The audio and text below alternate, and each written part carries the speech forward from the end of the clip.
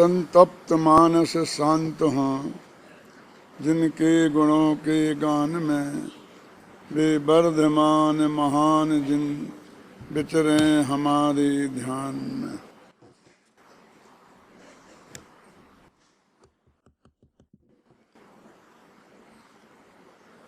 समय सार परमागम का आश्रव अधिकार के मंगलाचरण के छंद पर कल अपन ने चर्चा की थी। आज गाथाएं शुरू होती हैं। इन गाथाओं में भी एक नई बात ऐसी है जिस पर सबका ध्यान आसानी से नहीं जाता। अभी अब हम उसकी चर्चा करेंगे, तब मैं बताऊंगा।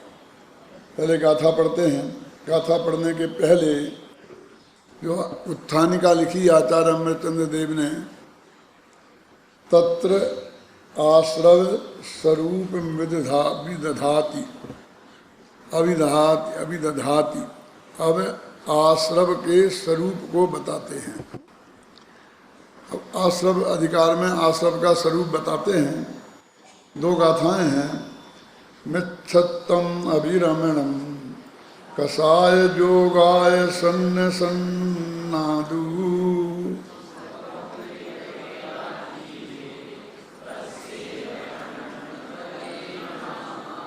नाना वर्णादीयस हेदुकम्मस्य कारणं हन्ति,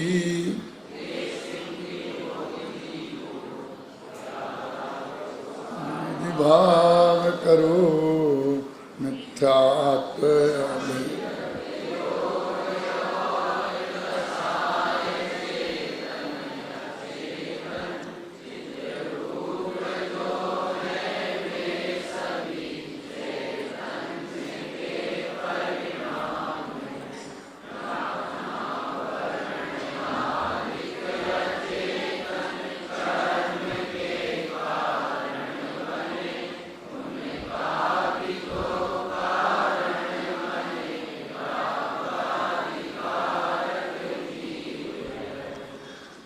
देखो, ये जो गाथाएं हैं, समय सार में और तत्वार्थ सूत्र में जो सबसे बड़ा अंतर है वो इन गाथाओं में प्रकट होता है। तत्वार्थ सूत्र में बंध के कारण 5 गिनाए हैं। मिथ्यात्व, अविरति, प्रमाद, कषाय और योग। सूत्र है मिथ्यात्व, अविरति, प्रमाद, कषाय, योगः, बंध हेतवा। और यहाँ 4 गिनाए। मिथ्यात्व, अविरति, कषाय और योग। प्रमाद को छोड़ दिया। छोड़ क्या दिया? यदि हम प्रमाद की थोड़ी गहराई में जाके विचार करें तो वो कषायों के अतिरिक्त क्या है? मिथ्यात्व कषायों के अतिरिक्त क्या है? गोमर सार में आपने 15 प्रकार के प्रमाद पढ़े होंगे, उनके 80 भंग भी पढ़े होंगे। 5 चीज़ों के मिक्सचर का नाम प्रमाद है। 5 चीज़ें क्या? बिगहा, कहा, कहाया, इंद्रिय, निद्रा, तहैव, परिणोया। ऐसा है ना। एक 4 विकथाएं, 4 कषाएं, 5 इंद्रियों की अधीनता और निद्रा और स्नेह। ये 15 चीजें मिलती हैं तो उसमें उस चूरन का नाम है प्रमाद। अब हम जो प्रमाद शब्द का आलस समझते हैं ना, वो यहाँ बिल्कुल नहीं है। उसका दूर का भी रिश्ता नहीं है, बल्कि एकदम उल्टा है। जो एकदम दौड़ दौड़ के काम करते हैं ना, 1 मिनट शांति से नहीं बैठ सकते हैं, उनको हम बिल्कुल कहते हैं अप्रमादी। आलस नाम की तो इनको चीज ही नहीं है, है ना। और जो हिलते नहीं है ना अपनी जगह से, अजगर करे ना चाकरी और पंछी करे ना काम, और दास मलूका कह गए सबके दाता, है ना। उनको हम सबसे बड़ा आलसी कहते हैं। और यहाँ कह रहे हैं कि 7वें गुणस्थान में बिल्कुल हिलते नहीं हैं। उपल खाज खुजावते, हिरण भी खाद खुजा जाए तो ऐसा नहीं होते, वे हैं निरालसी। क्यों? और ये प्रवचन करने वाले, शास्त्र लिखने वाले, आहार को जाने वाले, ये सब मुनिराज हैं आलसी। बोलो क्या करें? शास्त्र जैसे प्रमत्त अवस्था में ये सारे काम होते हैं। शुभ भाव जो है सब प्रमत्त हैं, और शुद्ध भाव है वो अप्रमत्त है। तो जगत के प्रमाद से इसका दूर का भी रिश्ता नहीं है, और यदि है तो उल्टा है। अब ये कुंद कुंद ने क्यों, अब प्रमाद है तो 5 चीज़ों का मिक्सचर है ना, फिर इनके 80 भंग बन जाते हैं। कैसे बन जाते हैं 80 भंग? ये तो गोमर सार पढ़ाने वाले बढ़ाएंगे आपको, थोड़ी सी मैं बताता हूँ थोड़ा सा। 3 होते हैं तब तो 3 प्रकार है, उत्पाद व द्रव्यात्मक, तो उसके 7 भंग बन जाते हैं, है ना। 3 चीजें हों, जैसे हर, बहेरा और आंवला, तो उनके हमें चूरन बनाने हैं, तो कितना प्रकार के चूरन बन सकते हैं, समझे ना। तो 7 प्रकार के चूरन बन सकते हैं, समझे ना। चूरन समझते हो? तो पुराने जमाने में अपन बोलते थे चून, आटे को क्या बोलते थे? चून, चून नहीं बोलते, समझे ना।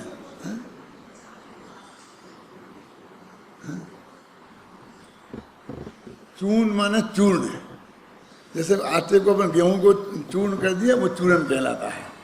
तो आप इनको मिला करके बनाओ तो एक तो बन जाएंगे 3, एक अकेला हर्र का, एक बहेरे का और एक आंवले का। 3 चूरन तो एक बन गए, किसी से मिलाए नहीं, बस अलग अलग बांट दिए। फिर 3 बनेंगे दुसंयोगी, हर्र और बहेरे को मिलाओ, बहेरे और आंवले को मिलाओ, और हर्र और आंवले को मिलाओ, तो ऐसे 3 चूरन ये बन गए। और एक तीनों को मिला दो तो एक वो बन गया। ऐसे 7 चूरन बनते हैं, 8वां नहीं बन सकता। इसलिए जैन धर्म में सप्तभंगी है, क्योंकि तत्तस्मात् तत्त्वम त्रियात्मकम, तत्व त्रियात्मक है, इसलिए भंग 7 हैं। और ऐसा भी लिखा है कि अनंत भंगी है, अनंत भंगी भी है जैन दर्शन में, अकेली सप्तभंगी नहीं है। क्या अनंत भंगी भी है? तो अनंत भंगी कैसे बनेंगे? ये 7 चूर्ण तो बन गए, अब इनके अनंत चूर्ण बन सकते हैं क्या? नहीं। बोलो बबलू, कैसे बनेंगे? ये तो अकेली दौड़ धूप करने से काम नहीं चलेगा, ये समझ लेना। देखो मात्रा में फर्क डालो, 1 तोला आंवला, 2 तोला बहेरा, 4 तोला जो भी समझ लो, हर बहेरा आंवला, समझ ना। और ऐसी मात्रा बदलते जाओ तो अनंत बन जाएंगे, समझ गए आप। तो 7 भंग हो गए, अनंत भंग हो गए।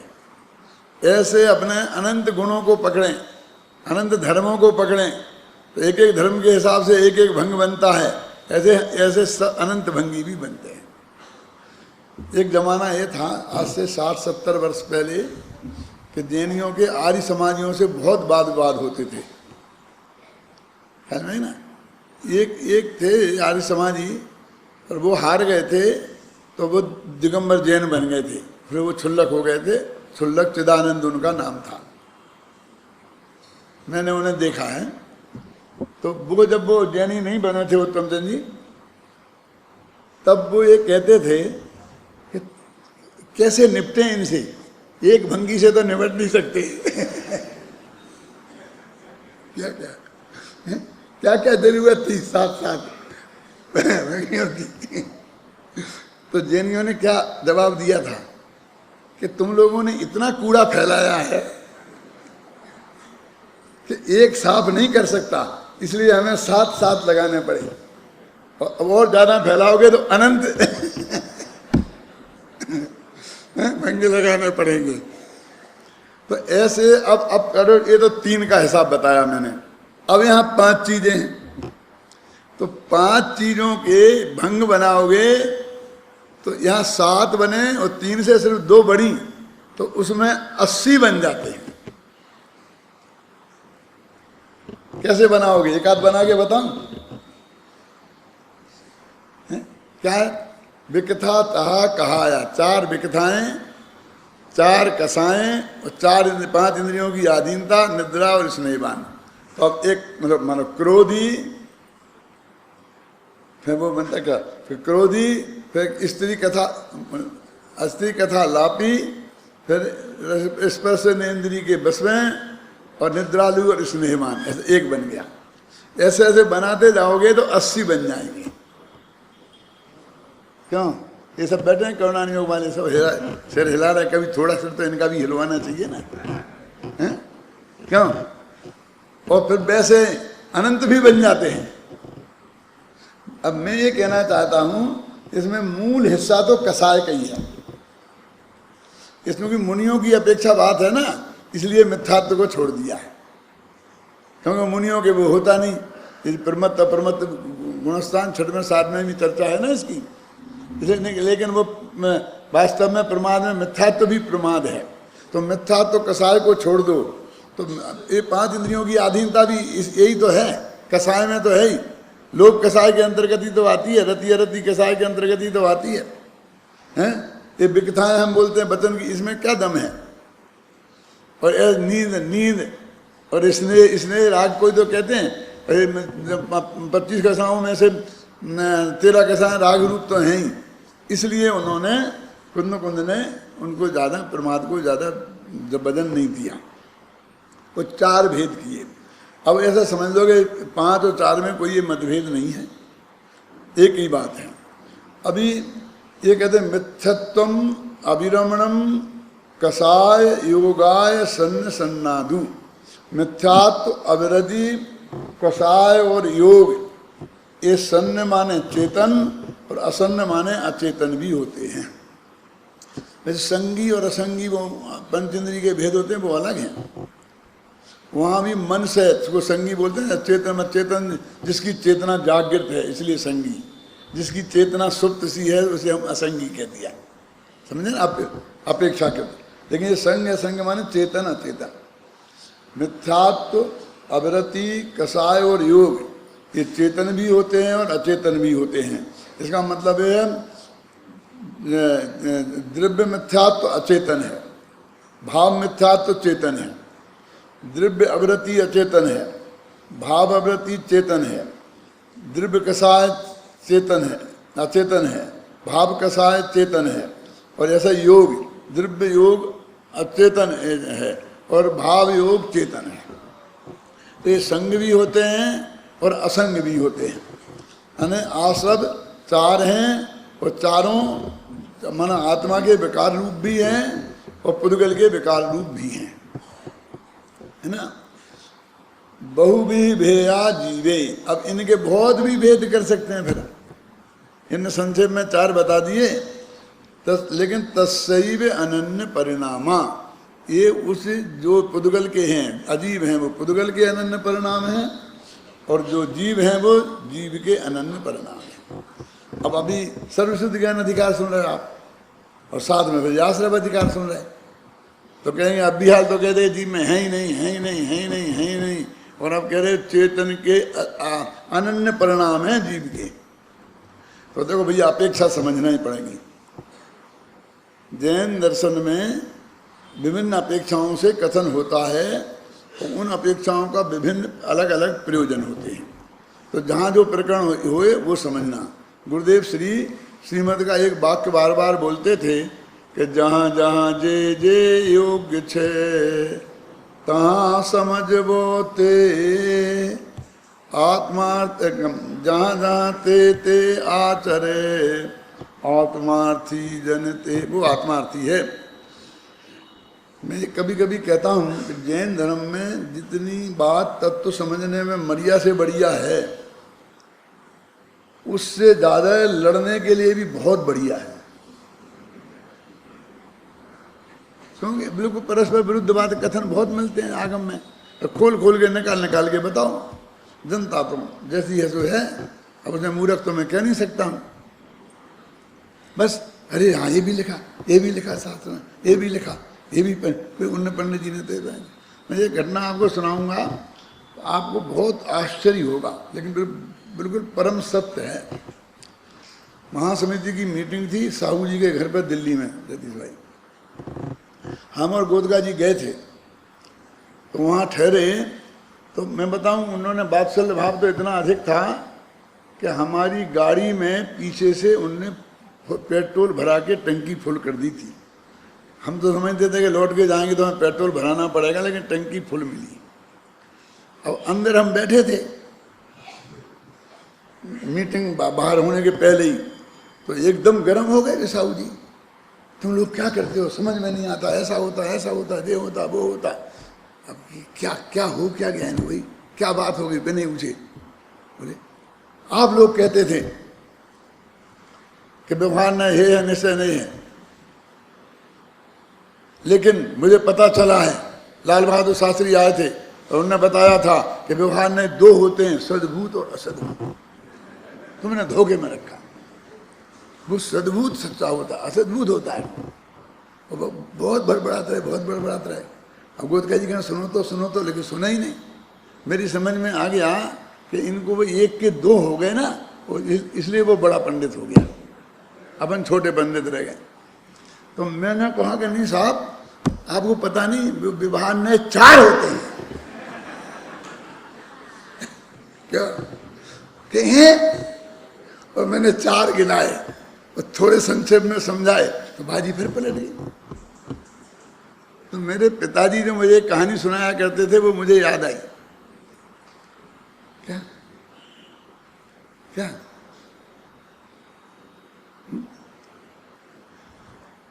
एक पंडित बाहर का आया, बेचारा गांव का पंडित था, तो वो सब बताता समझाता था, ख्याल में है ना।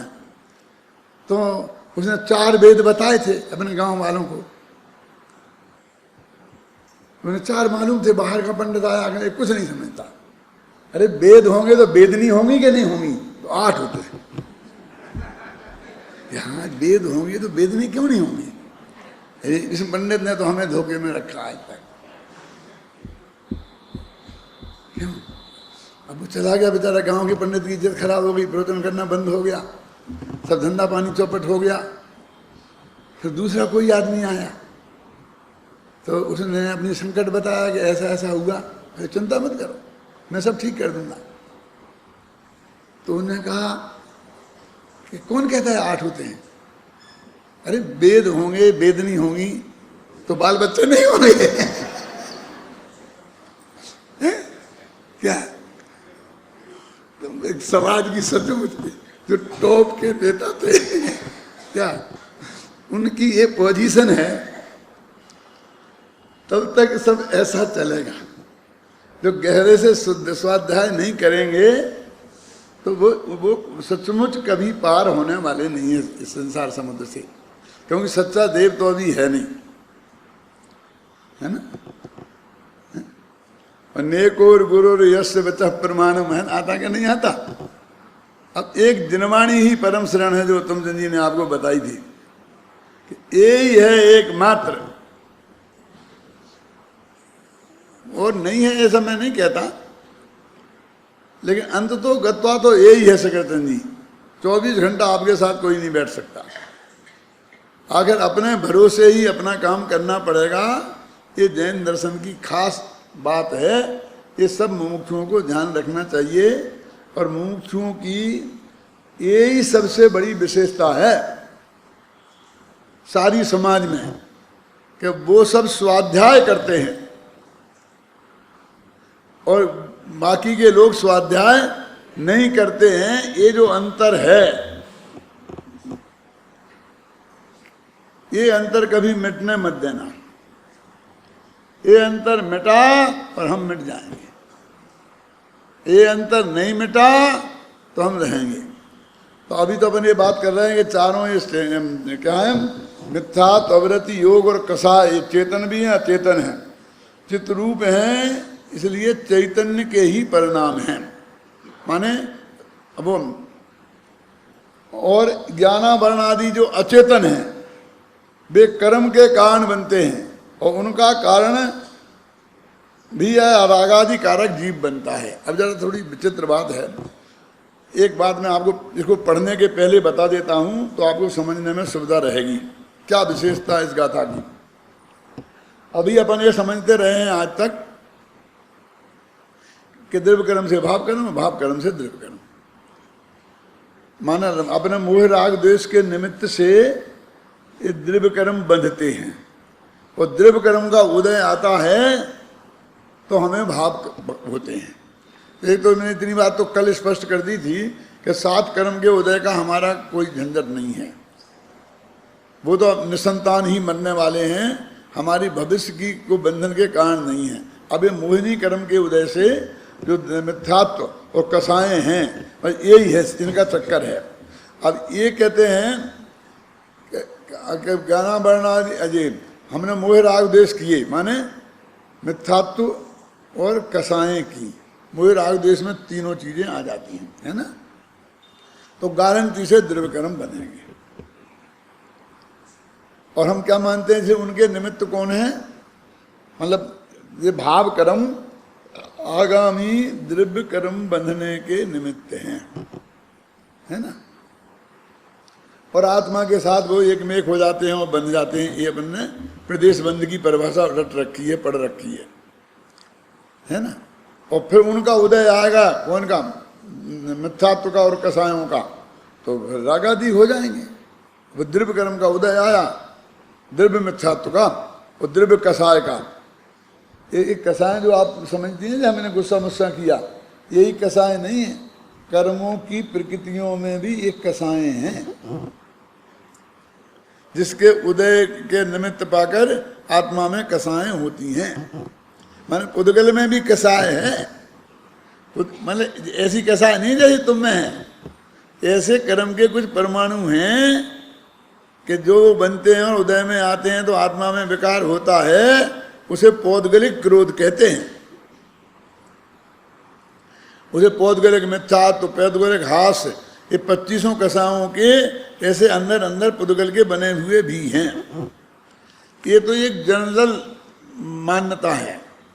अब यहाँ इसके विरुद्ध एक बात कह रहे हैं, वो बात आप समझानी है मुझे। वो समझा दी तो समझ लो ये गाथाएं समझ में आ गई। वो ये कह रहे हैं कि तुम्हारा ये धोखा है कि आत्मा के प्रदेशों से कर्म आगे बनते हैं। ये नए कर्म तो जो पुराने कर्म का यहाँ कर्म शरीर है ना, कर्मण शरीर पिंड, उनसे बनते हैं। ये एक नई बात ये हो गई क्या, तो घबराना नहीं, वो भी लिखी है, शास्त्र में लिखी है, आत्मा के प्रदेशों के साथ एक में एक होना वो बंधन रूप। लेकिन मैं सब यहाँ है जो बात है वो बता रहा हूँ, उसका खंडन करके तुम्हें समझना मैं उसका विरोधी हूँ। तुम ईमानदारी से समझने की कोशिश करना मैं क्या कहना चाहता हूँ, क्योंकि जब तक दृढ़ता से कोई बात नहीं कहेंगे तब वो गले उतरती नहीं है। क्या हुआ, क्या कर रहे हैं कि वो जो नए कर्म आएंगे कारमान बगड़ाएं, वो पुरानी कारमान बगड़ाओं का जो कर्म रूप परिणमन हमारा कारमान शरीर है, ये उससे बंधेंगी। क्योंकि बंधने के लिए स्पर्श गुण चाहिए और आत्मा में स्पर्श गुण नहीं है, तो आत्मा से कैसे बन सकती हैं। देखो शुद्ध भगवान के लिए भी कितनी बार कारमान बगड़ाएं आती हैं और बंधती नहीं है। क्यों, क्योंकि वहां कारमान शरीर का संयोग नहीं है।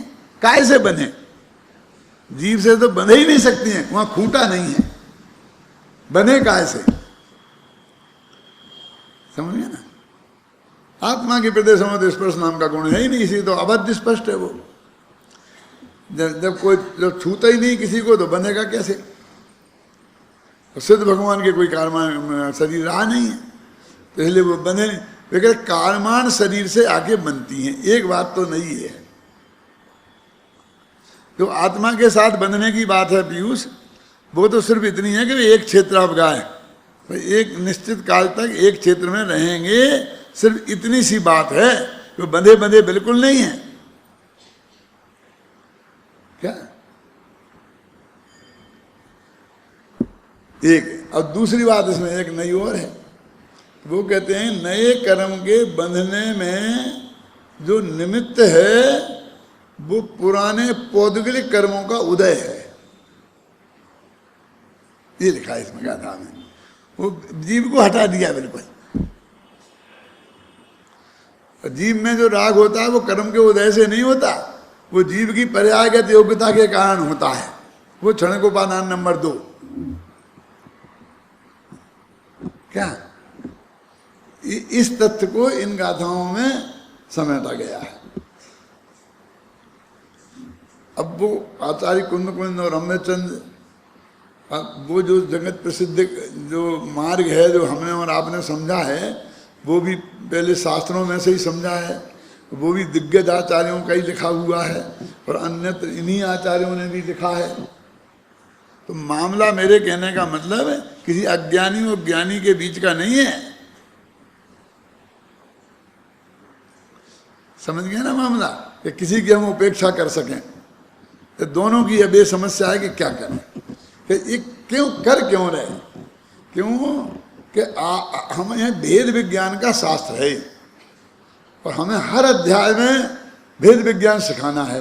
जीवाजीव अधिकार में अजीब से भेद विज्ञान कराया, कर्ता कर्म अधिकार में उसका कर्ता भोक्ता का निषेध किया, पुण्य पाप अधिकार में पुण्य पाप से भेद विज्ञान कराया। अब यहाँ आश्रय भाव से भेद विज्ञान कराना है। अब आश्रय से भेद विज्ञान कराना है ना, तो अभी फिर जीव के अनन्य परिणाम हैं वे, और उनसे भी वो कर्म के माने तो भिन्नता कैसे, पहले पौद्गलिक कर्मों से तो भिन्नता कर ले, पौद्गलिक जो आश्रम हैं उनसे तो भिन्नता सिद्ध कर ले, फिर ये रागाधिक से करेंगे। ये तो अनन्य परिणाम कह दिया, अनन्य क्यों कह रहे हैं, यहाँ क्या जरूरत पड़ेगी इन्हें अनन्य कहने की। वहाँ तो ये कह रहे थे, देखो कर्ता कर्म अधिकार में जावण वेदी विशेष तरंतु आदा सवाण दौनम्पी तावदिशो अज्ञानी, है ना, कि जब तक आत्मा और आश्रय भावों का भेद नहीं जानेगा तो अज्ञानी रहेगा। और वहाँ द्रव्याश्रय की बात नहीं थी। क्यों नहीं थी, क्यों नहीं थी बोलो? क्योंकि उसके पहले जो मंगलाचरण है उन गाथाओं के पहले, उसमें लिखा है एको कर्ता चिदेह में कर्म कोपादयोमी, कर्म ज्ञानावरणादि दयोमी नहीं लिखा। जब द्रव्य कर्म की बात होती है तो ज्ञानावरणादि ऐसा बोला जाता है, ज्ञानावरण को मुख्य करके आदि में बाकी लिए जाते हैं। और जब भाव कर्म की बात होती है तो क्रोध को लिया जाता है और क्रोधादि कहा जाता है। तो वहाँ आश्रय भाव में क्या लिखा, एको कर्ता चिदेह में और कर्म कोपादयोमी इत्यज्ञानम, ये अज्ञान कि मैं चैतन्य आत्मा करता हूं और क्रोधादिक मेरे कर्म हैं, ये अज्ञान है। माने वहां पर रागादिक भाव से भेद विज्ञान कराया है। आश्रय भाव में रागादिक भाव की मुख्यता है, आगे की गाथाओं में द्रव्य कर्मों से भी कराया है और नो कर्मों से भी कराया है। लेकिन यहाँ पहले ही बात तो उन्होंने यहाँ से शुरू की, जो जीव के अनन्य परिणाम है।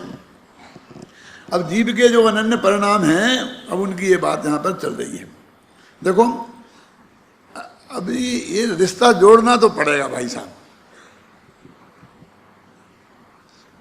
दो बातें चलेंगी नहीं। कौन सी दो बातें शेखरचंद जी साहब, कौन सी दो बातें हैं? कि हमारे पुराने द्रव्य कर्म के उदय से नए द्रव्य कर्म बनते हैं, कि हमारे मोह राग द्वेष परिणामों के निमित्त से द्रव्य कर्म बनते। दो झगड़ा हो गया ना, क्योंकि हम अभी तक ये समझते रहे और ग्रंथों के अध्ययन से कि हमारे मोह राग द्वेष के भावों से द्रव्य कर्म बनते हैं, और यहाँ ये कह रहे हैं कि कैसे बनते हैं, पुराने कर्मों के उदय नए द्रव्य कर्मों के बांधने में निमित्त हैं। ये झगड़ा है।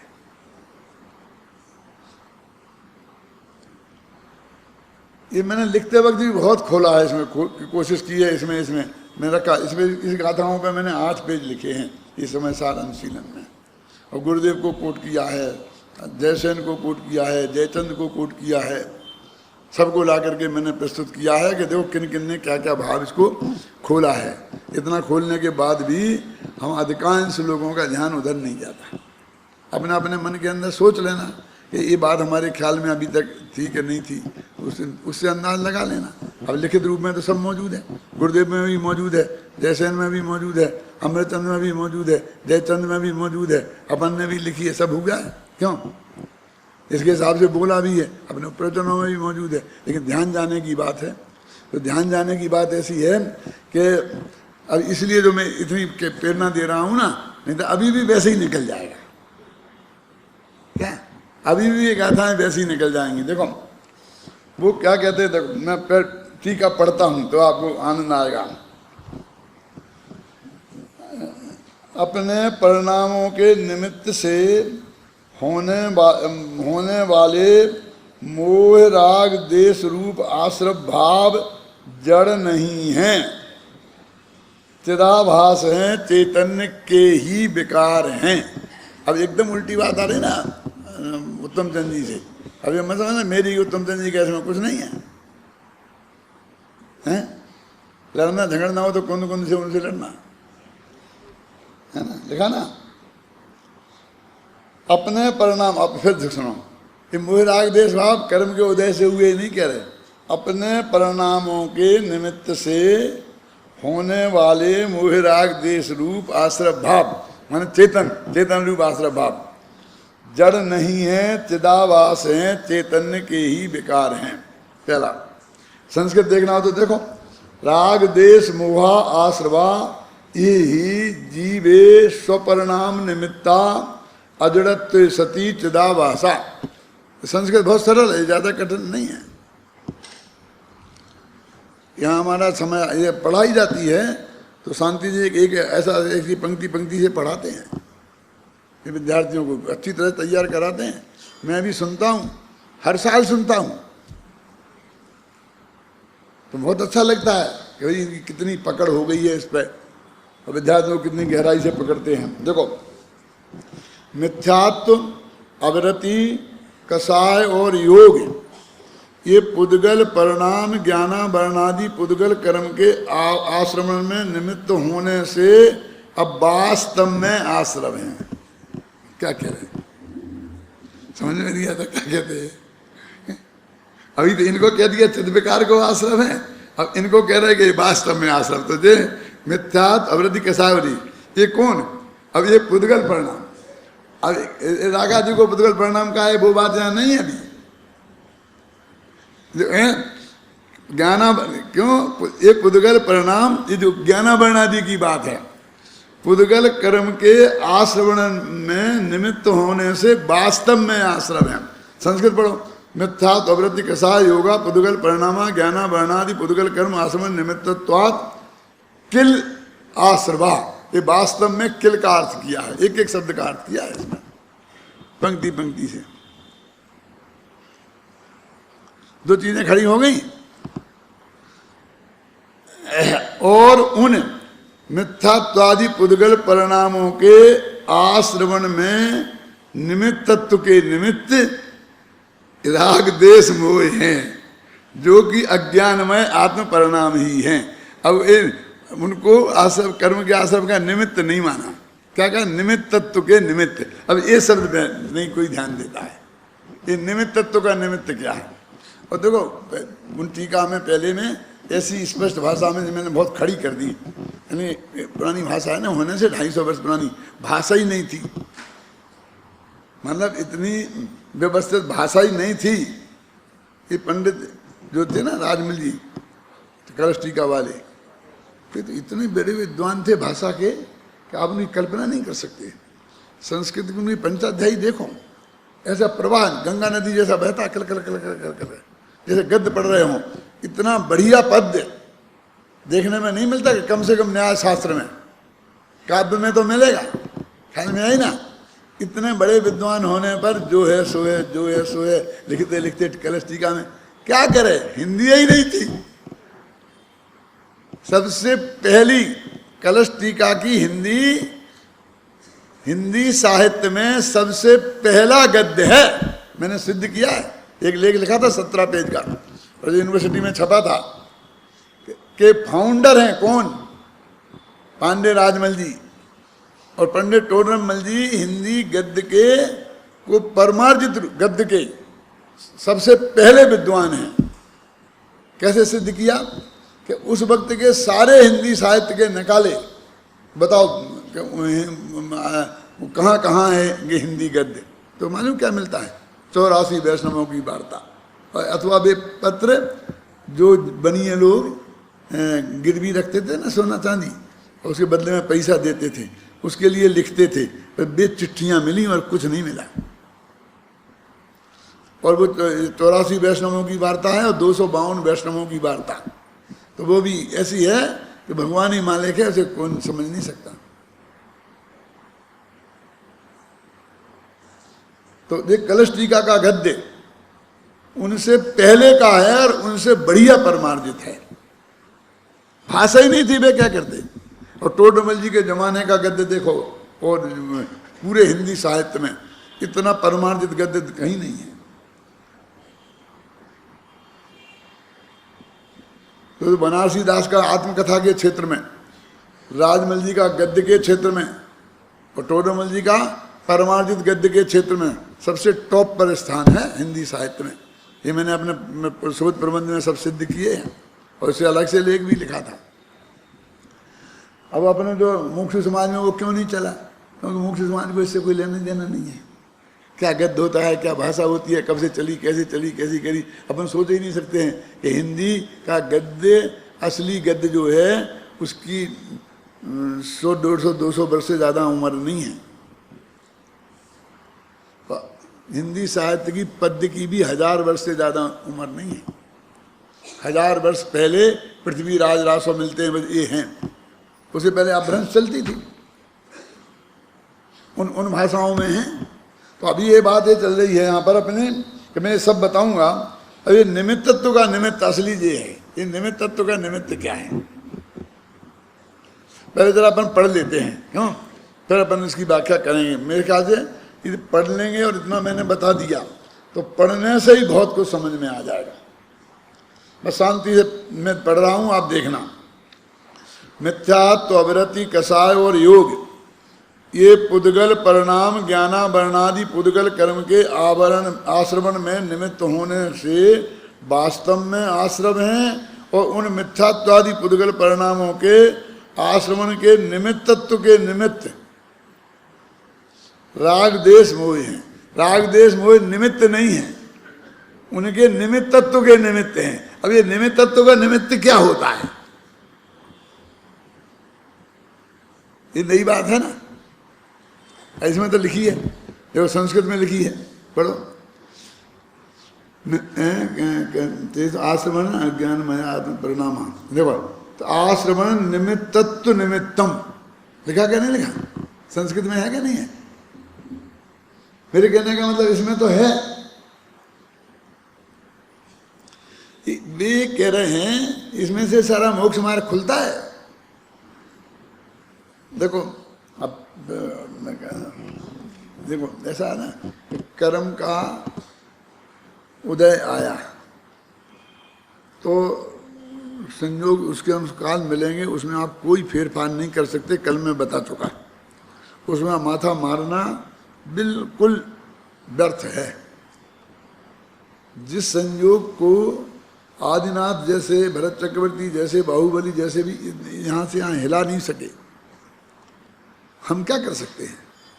अभी ये कह रहे हैं कि वो जो कर्म का उदय पुराना और नए कर्म का बंधना, ये ऐसा सीधा संभव नहीं है। क्यों कि यदि आत्मा में राग नहीं हो तो नहीं बनेंगे। तो वे निमित्त कब बनेंगे कि आत्मा में मोह राग देश होंगे तो निमित्त बनेंगे, नहीं तो नहीं बनेंगे। तो इसलिए राग देश मोह उनको निमित्तत्व माने निमित्त बनाने के निमित्त हैं, समझे दादा। यानी उन्हें वो निमित्त कहलाए, क्योंकि मोह राग देश नहीं होते तो वे निमित्त नहीं होते। आप कहते मैंने बहुत कोशिश की उनकी लड़का लड़की की शादी कराने की, बहुत मैंने मिलाया, मेहनत बहुत की कि निमित्त, तुम निमित्त ही तो हो, उपादान तो नहीं, तुम्हारी तो नहीं भाई शादी। हाँ मैं हूँ तो निमित्त ही, लेकिन भैया तुम निमित्तत्व के निमित्त कौन है कि उनने शादी करी तो तुम निमित्त कहलाए। और नहीं करते तो तुम्हारी मेहनत सब पानी में जाती, तुम निमित्त भी नहीं कहलाते। क्योंकि कार्य हो उसका निमित्त होता है ना, समझ में है ना। और कार्य नहीं हुआ तो काय के निमित्त बोलो। तो निमित्त तत्व के निमित्त का अर्थ समझ में आई ना। यदि वो आत्मा में मोह राग देश का परिणाम नहीं होता तो पुराना कर्म का उदय आता और खिर जाता और नया कर्म नहीं बनता। इसलिए वे राग देश मोह वो पौद्गलिक कर्म के निमित्त तत्व के निमित्त हैं, तब इसलिए उन्हें निमित्त माना गया। क्योंकि उन कर्मों को आगे उनसे ही तो बंधना है। बांधे तो उनने हैं, उनने मिलाए तो उनने अपने में हैं। पानी को दूध में मिलना है, तुम में थोड़ी मिलना है। वो ग्वाले ने पैसे के लोभ में क्यों पानी में दूध में पानी मिलाया, तो कौन वो ग्वाला निमित्त है। वो कहते बस मिलाया तो दूध में पानी को अपने में है। समझ गए ना, बनना तो दूध से है, होना तो दूध से। अपन तो उसे उपादान में कह के निपटा देते हैं। तब के निमित्त क्यों कह रहे कि दो ही पौधगल लेंगे तो उपादान कह दो। भैया दो पौधगलिक तो हैं, लेकिन दो पुद्गल भी तो अलग अलग हैं। और परद्रव्य तो निमित्त होता है ना, उपादान कहाँ होता है। समझ में बात क्या नहीं? क्या भैया क्या कह रहा हूं मैं? तुम कहते पुद्गल में पुद्गल मिल गया तो उपादान से ही काम हो गया, निमित्त की क्या जरूरत रहेगी। लेकिन भी दो पुद्गल एक नहीं है, वे दो हैं, तो दूसरा द्रव्य तो निमित्त होता है।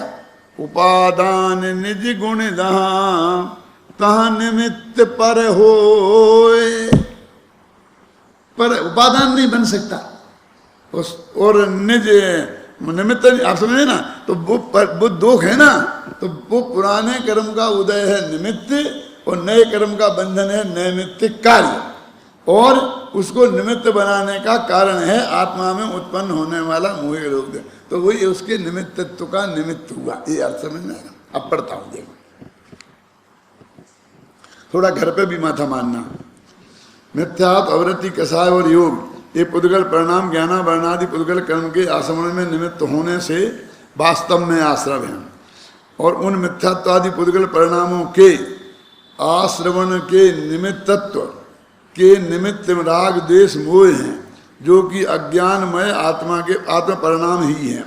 इसलिए मिथ्यात्वादि पुद्गल परिणामों के आश्रवण के निमित्तत्व के निमित्त भूत, अभी कितनी भाषा समझ में आई ना, होने से राग देश मोह ही आश्रव हैं।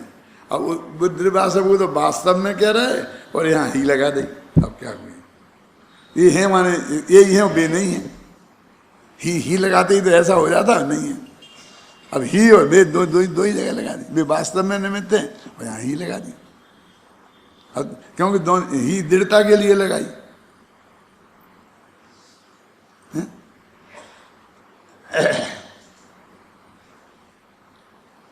ये राग देश मोह अज्ञानी के ही होते हैं, फिर ही लगा दी। ये ज्ञानी के होते ही नहीं। अब ज्ञानी की राग देश मोह तो राग तो 10वें गुण स्थान तक होता है। तो अब ये राग देश मोह हैं जो मिथ्यात्व के साथ अनंतानुबंधी है, इनको यहाँ राग देश मोह कह रहे, बाकी को राग देश मोह ही नहीं गिन रहे। अज्ञानी के ही होते हैं, यह बात उक्त कथन के अर्थ से ही स्पष्ट हो जाती है। तात्पर्य यह है कि यद्यपि मूल गाथाओं में यह बात स्पष्ट शब्दों में नहीं कही गई है, तथापि गाथाओं के अर्थ में से ही यह आशय निकलता है। क्या मतलब, संस्कृत में लिखा है, मैं नहीं कह रहा हूं। तथापि अर्थादेद आपद्यन्ते, इसका अर्थ है जी कि वो कहते सीधी गाथा में नहीं कही है, लेकिन जैसी भी कही है, जो हमने तुम्हें अर्थ निकाला है, जो गाथा में से ही निकल रहा है, ये अमृतचंद्र ने अपनी तरफ से अलग लिख दिया है, ऐसा मत समझना। वो कहते ये अर्थ गाथा में से ही निकलता है। अब अपन निकालें गाथा में से। देखो अभी जो अपन ने अर्थ पढ़ा था ना, और अब पढ़ेंगे तो फर्क आएगा। शब्द तो वही के वही हैं, लेकिन आपके उपयोग में फर्क आएगा। देखो पढ़ते हैं गाथाओं का अर्थ। मिथ्यात्व अवृत्ति कषाय और योग, ये चार आश्रव भाव संग अर्थात चेतन के विकार रूप भी हैं और असंग अर्थात पुद्गल के विकार रूप भी हैं। जीव में उत्पन्न और अनेक भेदों वाले संग आश्रव अर्थात भावाश्रव जीव के ही अनन्य परिणाम हैं। असंग आश्रव, अब ये संग आश्रव की बात खत्म हो गई एक गाथा में, अब दूसरे में असंग आश्रव अर्थात मिथ्यात्वादि द्रव्याश्रव ज्ञानावरणादि कर्मों के बंधन के कारण होते हैं, है ना, निमित्त होते हैं। और उन मिथ्यात्वादि भावों के होने में राग देश करने वाला जीव निमित्त होता है। ये निमित्तत्व के निमित्त अब इसमें से निकलेगा देवा क्या वहां भी कहे वास्तव में वे निमित्त पुराने द्रव्य कर्म के उदय और मुझे राग देश निमित्त होता है। तो दो निमित्त गिना रहे तो गिनाएंगे नहीं, क्यों? तो दोनों ही परद्रव्य है ना, एक को उपादान कैसे कह दें? क्यों कि आप समझ गए ना, पुराने द्रव्य कर्मों का उदय नहीं होता, ख्याल में आई ना, तो भी वो नहीं बनते नए, और राग देश मोह नहीं होते तो भी नहीं बनते, तो दो ही निमित्त हो गए। तो कहते असली तो द्रव्य वाले निमित्त हैं और उनके निमित्त तत्व के निमित्त ये हैं, इसलिए हम निमित्त भी कह देते हैं। निमित्त तत्व के निमित्त की अपेक्षा, जैसे रिश्तेदार के रिश्तेदार को भी रिश्तेदार कह देते हैं ना। मैं एक उदाहरण दिया करता हूं कि हिंदुस्तान में की भाषा में एक बहुत बड़ी कमजोरी है, और चाहे उसका विशिष्ट अर्थ है ऐसा समझ लो। क्या है कि अपने यहाँ अपनी जो जिसकी शादी बहन की शादी जिससे हुई है वो बहन हुई, और जिसकी बहन की शादी अपने से हुई है वो साला, ठीक है, और जिसकी बहन की शादी हमारे पिताजी से हुई है वो मामा, और पिताजी की बहन की शादी जिससे हुई है वो फूफा। चार हो गए। अब मैं एक प्रश्न करता हूं कि साले का साला कौन है, और बहनोई का बहनोई कौन है, और मामा का साला कौन है, और बहनोई का बहनोई कौन है? बताओ कौन, बताओ शब्द बताओ मुझे भारतीय संस्कृति में। ये मारवाड़ियों के बस की बात नहीं है।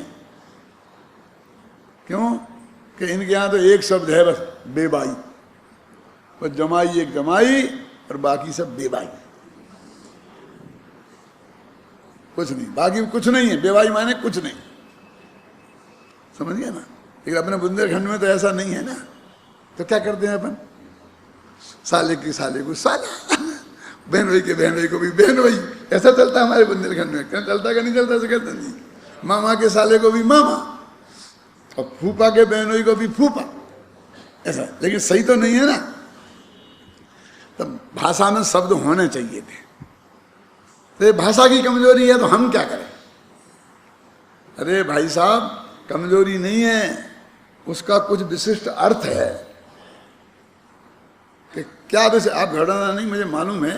मैं सिर्फ 52 मिनट बोलता हूँ, 52.5 मिनट, तो 52.5 मिनट में मैं खत्म कर दूँगा। आप कहें 52.5 मिनट का हिसाब क्या तुम नहीं?